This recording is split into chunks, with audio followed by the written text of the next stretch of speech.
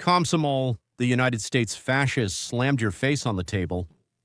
Or is it something you've wanted to ask for a long time, but were too shy? Why do socialists want to destroy Western civilization? We're now on the 8th day of the government shutdown, the shutdown of government services for the public. I would put it this way. The Democratic Party started this project, as they call it, believing that the media would spin it, as usual, declaring the Republicans responsible for all this action and so on. But supposedly they refused to help the defenseless, the weak, the poorest segments of the population. And as usual, it would have ended up twisting the Republicans' arms and forcing the people to demand that the Republicans add $1.5 trillion in spending for aid to bisexuals, to Nepal to study yoga, or to publish a magazine about transgender people in Uganda, and also for medical care for illegals who broke United States laws and came into the country without permission.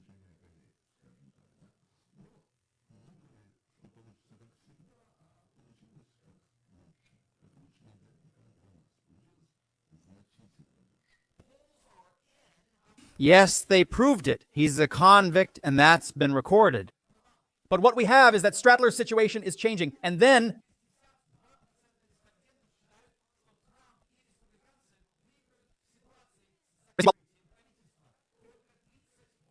Democrats think that Democrats will come out of this as winners. Even worse, 65%, an overwhelming majority, want the Democrats to end this shutdown by passing a clean continuing resolution, keeping current spending levels, just as the Republicans in the House have adopted. 65% want the Democrats to give in and pass a clean continuing resolution and end the shutdown. And this number will only grow. It will keep increasing as long as this shutdown continues.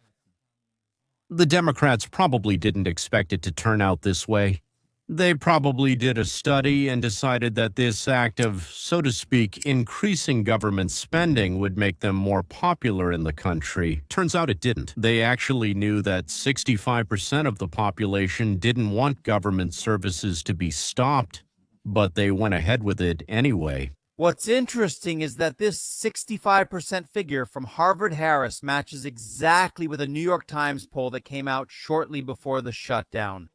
When voters were asked whether Democrats should vote to shut down the government if their demands weren't met, 65%, in the exact same number, said no, they shouldn't shut down the government. So we're getting supporting evidence that the overwhelming majority does not support the Democrats on this issue. So they knew that shutting down the government was a very unpopular idea. Then why did they go for it? What's the reason? Going to war for illegal immigrants against citizens is kind of foolish. After all, they were elected by the citizens and should at least pretend to care about the interests of their own people. So the obvious question in all of this is why or what on earth could make the Democrats go on such a suicidal mission?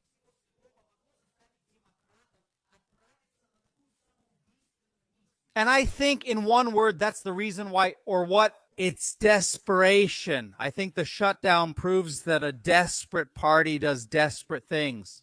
All the polls show that the overwhelming majority of the country, most Republicans, most independents, the overwhelming majority of the country want the Democrats to work with Trump and the Republicans. I mean, in a productive way to improve everyone's lives.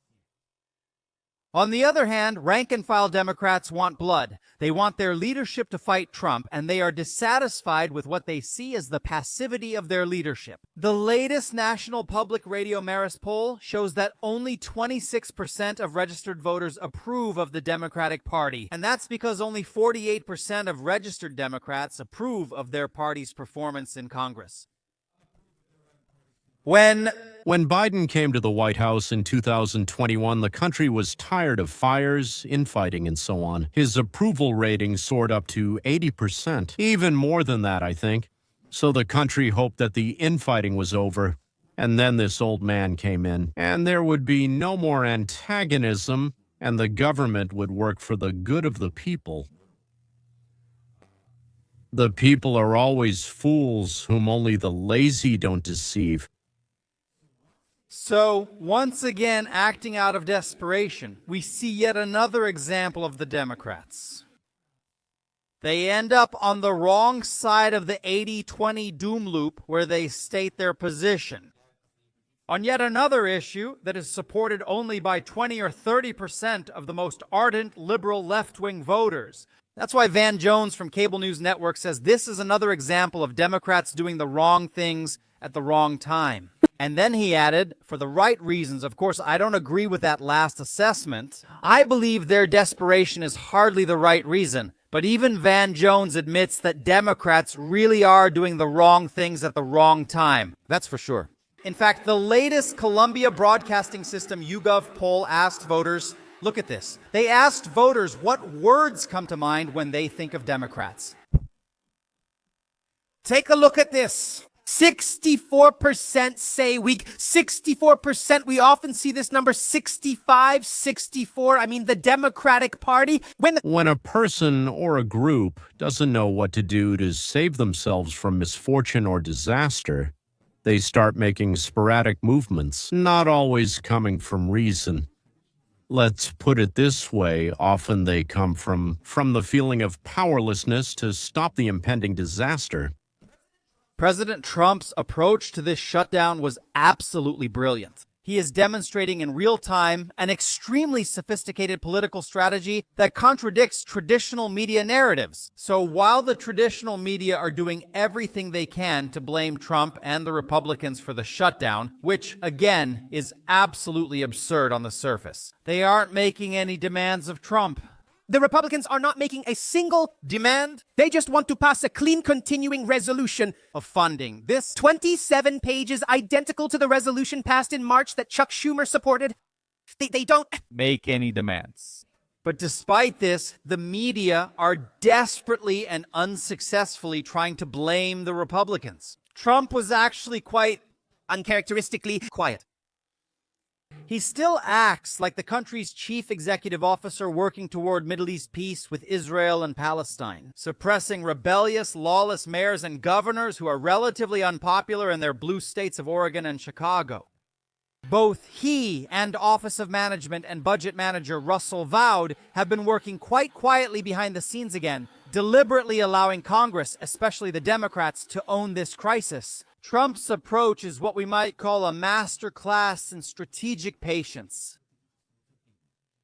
He understands that if he started engaging in loud confrontations, it would shift the media's attention to him instead of the Democrats' stubbornness. That's why he remains relatively quiet and focuses on law and order both internationally and domestically. And this tactical brilliance becomes obvious when you look at voters' perceptions. So, although the earliest polls in the first week, in the first few days of October, showed that Americans initially instinctively blamed the Republicans more because of biased coverage in traditional media, Harvard-Harris data now shows a critical shift. Voters are increasingly realizing that it is the Democrats who are demanding policy changes, while the Republicans simply want to maintain the current level of spending. And, historically speaking, the party making demands is the one that gets blamed for the shutdown. So it's no surprise that, according to the latest Harvard poll, Harris, 63% of independent voters want the Democrats to stop immediately. But it's a completely different picture on Cable News Network. Chuck. Schumer says that Americans support the Democrats in opposing Donald Trump's big, beautiful bill. But how do Americans feel about this government shutdown? Now, Harry Enton from Cable News Network is analyzing the numbers. What do you see? Yes, what we see is that the American public, more than ever in the polls I've looked at, is ready for a shutdown. What are we talking about here? Let's take a look at what Americans wanted before the shutdown. Traditionally, I have data from 2013.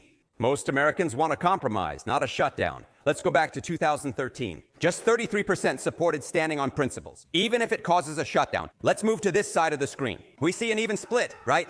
50% of Americans say they want a compromise without a shutdown, but it has sharply increased to 49%. It's actually an even split among Americans who either want a shutdown or say they want their side to stand on principle. And I think we hear a lot about this from Chuck Schumer. Which group has changed the most in terms of compromise or lack thereof? You know, it was so interesting to hear those recordings of Chuck Schumer from 2013 about all those past shutdowns of Pravi and, well, just Smarta, right?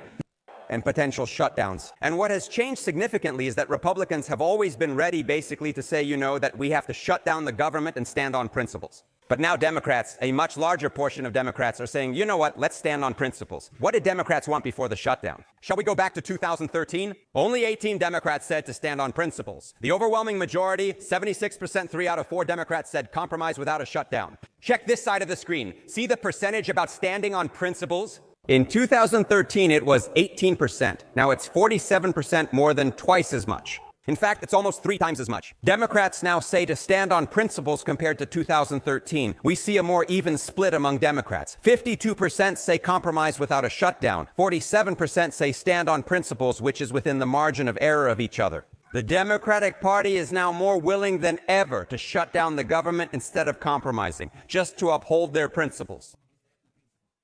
The question now is, with this shutdown, how long will it last? We keep comparing it to the longest shutdown, which was in 2018.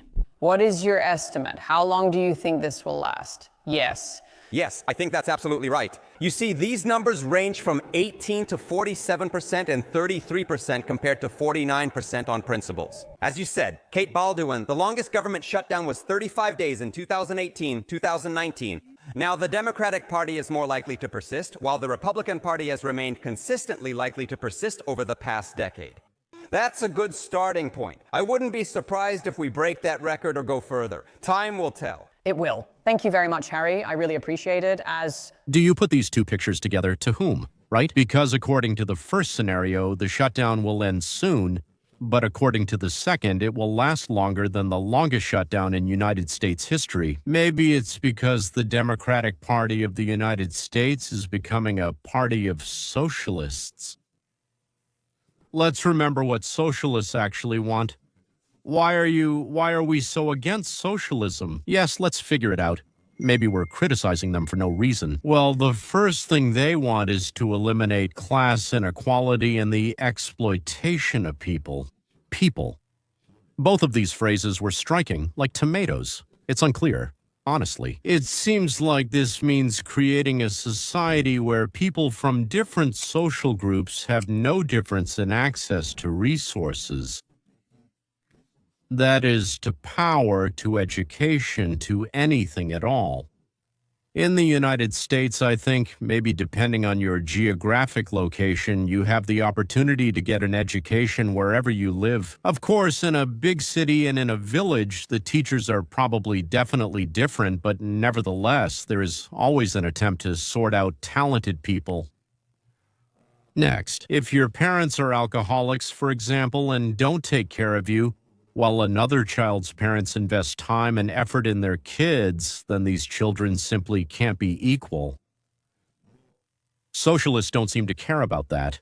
They're mainly focused on money. If your parents earned a lot of money and want to give that money to their children, socialists want to take money from those who worked hard, took risks, and invented things, and give it to those whose mother had 4 or maybe even more children from 4 different fathers.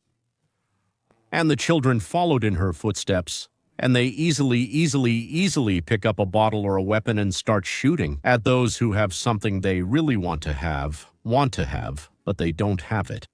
There was a joke in the Union of Soviet Socialist Republics. Under capitalism, man exploits man, and under socialism, it's the other way around. In my opinion, they want money again, always money. They want their unskilled labor to be paid not for quality or quantity, but equally with those who studied and became skilled. Only then will everyone stop. It works well, in my opinion, because whether you work hard or not, whether you do your job or not, you still get the same thing. Yes, well, we've been through this many times already, and in the United States of America, they went through it with the first colonists and so on. So it means that something will only happen when a person is encouraged. Otherwise, a person just won't work hard. I've already told you about the book on labor by Frederick Bastiat, which is called What is Seen and What is Not Seen. And it's this unseen part that makes what the socialists propose absurd. They only see the surface, what's above the water, just the very tip. So, if the socialists want the distribution of the results of labor, as they say, to be fair, in reality, they mean equal. You know, equal or fair, equal, which is not really fair. That is, not according to output and not according to quantity. Yeah, but just like that, I don't know. They earned 100 rubles with 5 people working, but each didn't get 20. It's more complicated. So 50 went to the distributor and the workers, so whatever they did, whether they swept the floor, invented something, performed surgery, or, I don't know, flew into space. These 50 are divided among 5 people they each get. 10, well, as I said, the one who distributes gets 50. By the way, it's possible that they won't get 10 each, but 8. Simply because someone will definitely steal a little more here. Well, and socialists want education, healthcare, and if possible, housing and transportation to be free for everyone. Let's say yes. What does the word free mean? Free means that you have to go again to those who earned it, steal, take away, do something like that, cut off what they earned. And, so, to get money to pay teachers, textbooks, schools, electricity, doctors, medicine, bus drivers, gasoline, repairs, I don't know, and so on. That is, the slogan of the socialists is similar to the slogan of highway robbers. Take away and divide, but at the same time, the leader always gets more than the ordinary robbers. Why the United States now? Is the youth demanding socialism? Because, well, probably not in the big cities.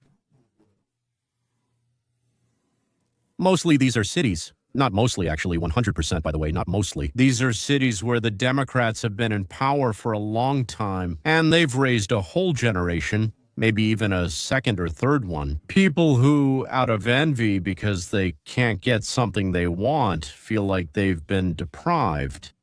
Oh, wow. At least in 2 such cities, there will now be socialist mayors. And then I think it will keep going because from democratic progressives to democratic socialists, or even to Komsomol fascists, it's basically just one step. Socialist politicians are gaining popularity. I'm running for mayor. This Democratic Socialist is likely to become the next mayor of Minneapolis, and the Socialist Zoran Mandani is likely to become the next mayor of New York. We must continue to elect more socialists, and we must be steadfast in our socialism. But they have to apologize. Socialism always fails. For security, for security, for security. Mandani says he will make our lives better by giving us free stuff. I will make childcare available to all New Yorkers for free. I like his stance on freezing rent, as well as making public transportation cheap and free. Childcare is universal and free for New York families. So Siska, quickly and free for every New Yorker. And yet, he noticed that the government is not doing well right now. These are the slowest buses in the country. Buses and the subway are a good example of socialist confusion and what makes things work. I asked people who they thought built the New York subway. I guessed it was the government, President Eisenhower, the mayor, or a workers' union. Please. Please step away from the edge of the platform. It seems logical for the government to provide public transportation. Who else could afford to build, dig tunnels, and create a system where both the rich and the poor can travel for relatively little money? No private business would take this on. Greedy owners wouldn't be able to charge passengers enough to make a profit. But actually, the original subways in New York were all private. They carried tens of millions of passengers. Private companies built most of the subway lines. Then after 50 years, they said, let's raise the fare from 5 cents to 10. People didn't like the idea of paying a higher fare, and the mayor took advantage of this, saying, all right, the government will take care of it, and we won't raise the fare. But of course, the government raised it. Now a ride costs almost $3. And the subway has problems. The tunnels are falling apart, delays are inevitable, and when the government tries to build a new subway, they run into difficulties. It was supposed to be finished in 1938, then they said 1980, and it's still not finished. It's already the world's most expensive subway line. They're working so slowly that the subway cars built for it, which cost $1 million each, won't be used now because they no longer fit the tracks. That's what happens when the government runs things. I always quote Andre Galambos, his famous saying, "Whatever the government does, the result will always be the exact opposite of the stated goal." Well, yes, so what was the stated goal? What did they want? They want something, they do it, but the result is always exactly the opposite. And so far, I have never seen a refutation of this precise statement. It's like a sandwich, right? It always falls butter side down. No matter what you do, if it falls, it will definitely land butter side down. Socialist politicians also say they will improve workers' lives by raising the minimum wage to $30 an hour. It's popular. Last year, fast food workers in California celebrated a new minimum wage of $20. My workers, we did it. Yes, but when companies are forced to pay at least $20 an hour, even on paper, Pizza Hut laid off 1,200 delivery drivers like Michael Okada in advance. What's the use of a raise if you lose your job? 18,000 fast food jobs have disappeared, while other states have added jobs. Consumers also have to pay more. Restaurants in the state have raised prices 10% faster than in all other states. It's just supply and demand. Socialists can force businesses to raise wages, but there's no such thing as a free lunch. As soon as the government forced businesses to raise the minimum wage for workers, 14,000 people in the food industry alone lost their jobs, and young recent high school graduates can't find jobs at all now.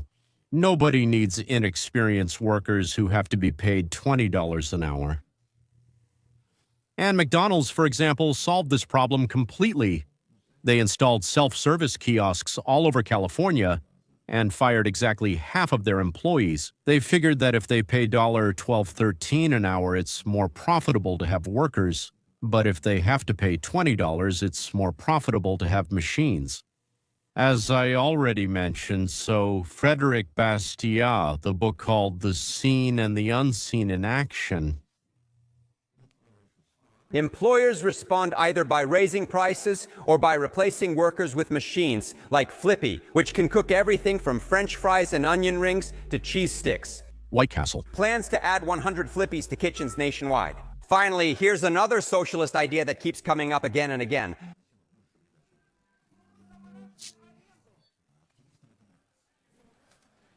Those who can't think only understand. I'll have to pay less. Hooray. That's what they see. But what they don't see. But they only like it because they don't understand that it creates shortages everywhere it's been tried.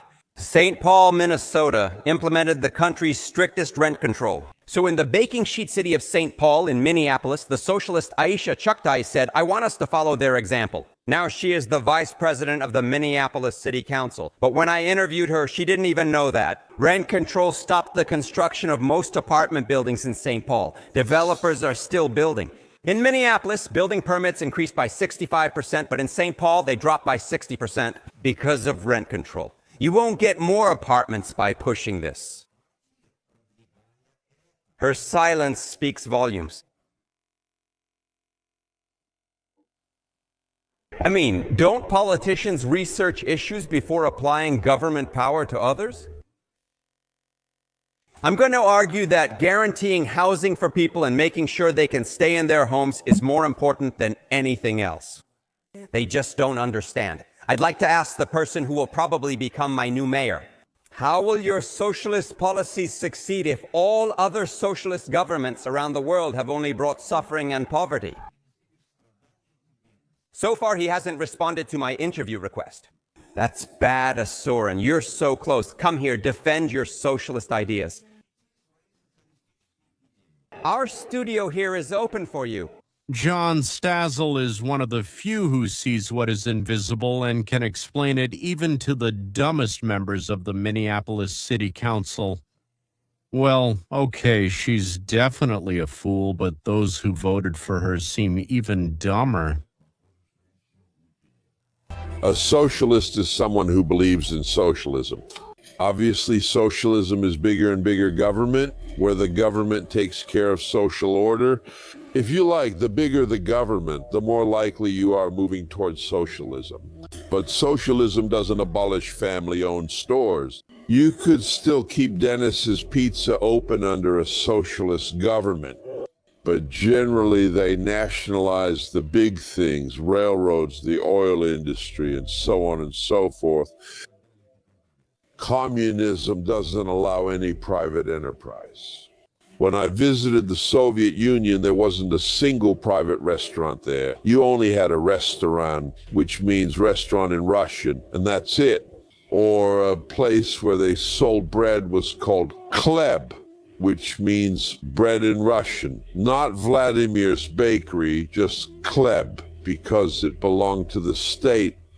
And communism is not just about the economy. Communism is the suppression of essentially all individuality, because of the belief that everyone should end up in the same place.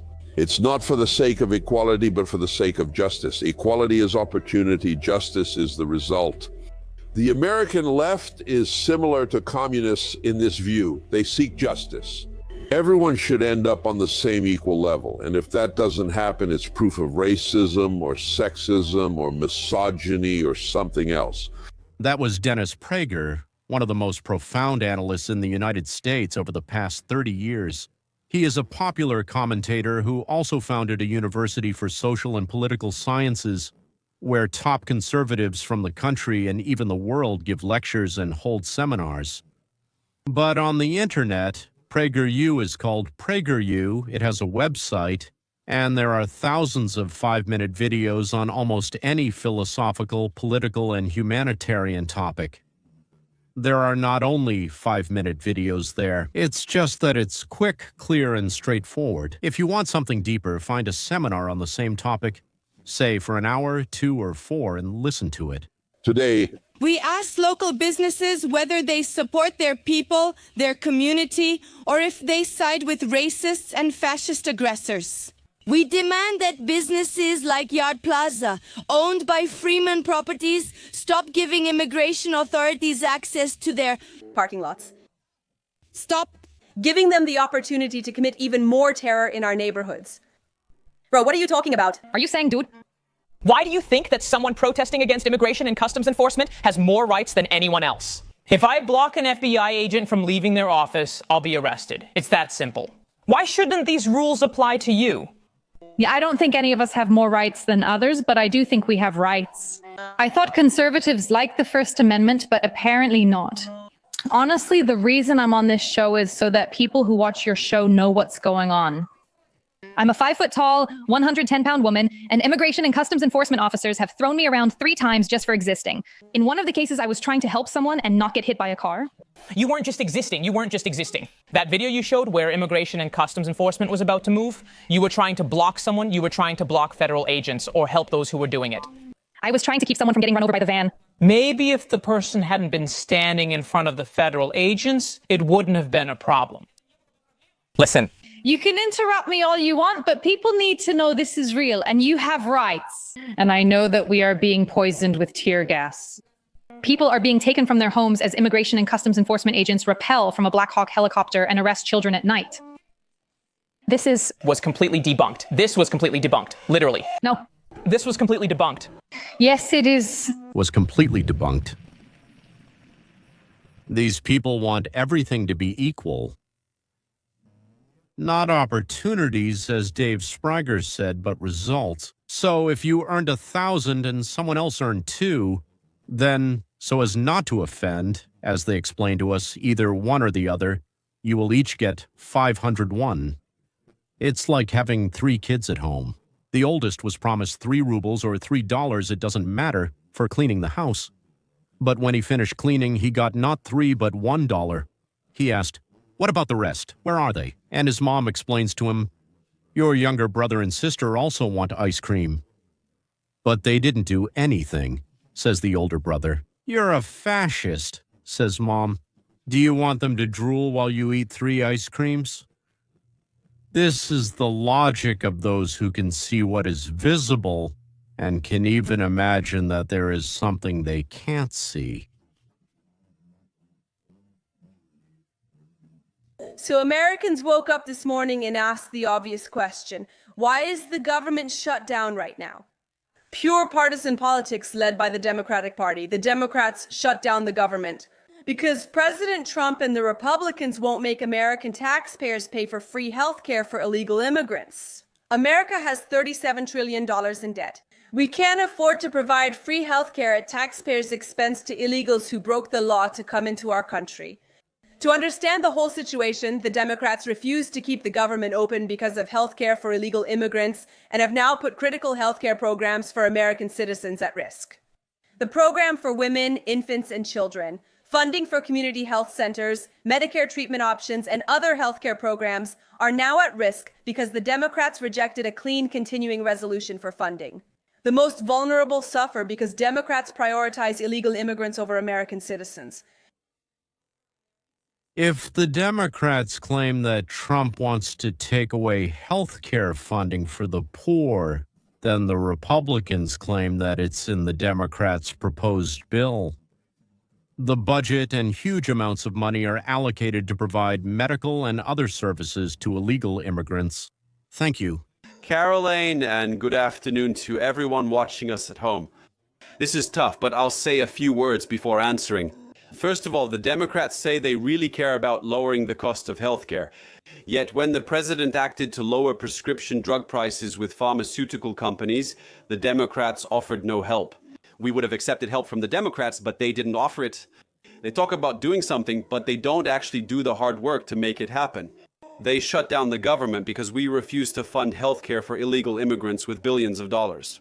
That's what actually happened. For the Americans who are watching, the reason your government is shut down right now is because most Republicans in Congress and some moderate Democrats backed reopening the government, but the Schumer wing and AOK in the Democratic Party opposed it. They shut down the government because they told us, we will reopen the government, but only if you allocate billions of dollars to fund health care for illegal immigrants. They made some proposals to which the president gladly responded, yes, let's sit down and discuss how we can solve the healthcare crisis that we inherited from the Biden administration. But it's one thing to say that we need to solve the healthcare crisis for Americans. It's a completely different thing to declare that we will shut down the government if we don't give the Democrats everything they want, which, as Carolina says, includes allocating billions of dollars from taxes. For many years, Schumer strongly opposed the tactic of sabotaging the budget vote and shutting down the government. Suddenly, now he's all for it. What changed? What happened? Just 6 months ago, when there was a similar situation, the Democrats under his leadership agreed to a compromise with the White House and voted for the budget. Here's what changed. The radical left wing of his party called him a coward and a traitor for giving in so quickly and agreeing to a compromise. And the young Komsomol fascists announced to the world that Chaco no longer represents their interests and that they will nominate someone else in his place. So who will fight the capitalist sharks, or maybe just the tigers or the coyotes of capitalism? Right. And of course with a decadent American system, because that's one of the main ideas. And in war, as in war, how does it go? In Latin, it sounds like in bellum, out in bellum. Ut bellum in bellum. Oh, sorry, my Latin comrades, I just know it in French. À la guerre comme à la guerre. And that means there are different laws in war, the laws of war. So what do they really want? I think they want to destroy Western civilization, which lives exactly as Charles Darwin defined its essence. The fittest survive, that is, natural selection. Socialism is the philosophy of the weak, who cannot win in competition. They know this. That's why they want to take from those who are stronger and better adapted. I will read just a few quotes from the book Socialism. First published in English in 1936, socialism does not lead to a better world, but destroys what thousands of years of civilization have built. It does not build, it destroys, for destruction is its essence. It produces nothing, it only consumes what society has created. There is an order based on private property and the means of production.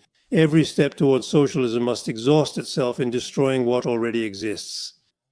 Socialists have always followed a two-pronged strategy. First, destroy society's institutions, then build their own utopia. Step two, whatever that utopia may be, this Professor Thomas DiLorenzo, he works here with us in Los Angeles, and he reads excerpts from the work of Ludwig von Mises, which were published in Vienna back in 1922. Mises is the greatest philosopher, political economist, economist of our time.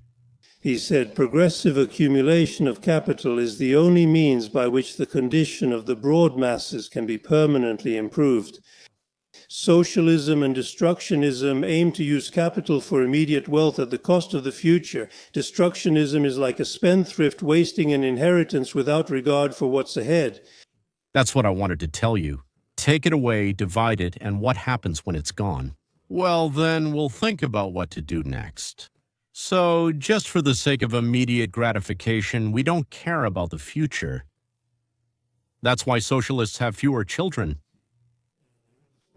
And, the story of Sweden is that it was a great society with high economic freedom in the late 19th and early 20th centuries. They had great entrepreneurs who founded Volvo, Saab, and other companies. When they adopted socialism in the 1950s, they began depleting their capital and relying on past generations' efforts.